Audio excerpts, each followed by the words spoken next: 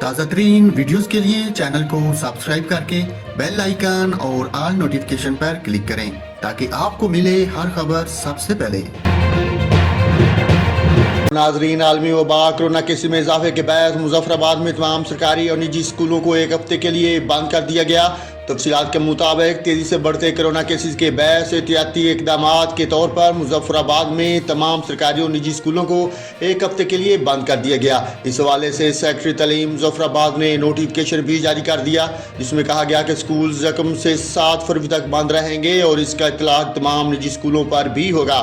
واضح ہے کہ کورونا کے 5ویں لہر نے ملک بھر میں پنجے گاڑ لیے ہیں اور روزانہ کئی اموات ہو رہی ہیں، جبکہ ہزاروں افراد کورونا وائرس سے متاثر ہو رہے ہیں۔ کورونا کے باعث وفاقی دارالحکومت اسلام آباد سمیت کئی صوبوں میں تعلیمی اداروں کی بندش کا سلسلہ جاری ہے اور کئی تعلیمی اداروں نے آن لائن تعلیمی سلسلہ شروع کر دیا ہے۔ سرگودا میں شادی کے 4 سال بعد خاتون کے ہاں 4 بچوں کی پیدائش ہو گئی، تاہم ایک بچہ انتقال کر گیا۔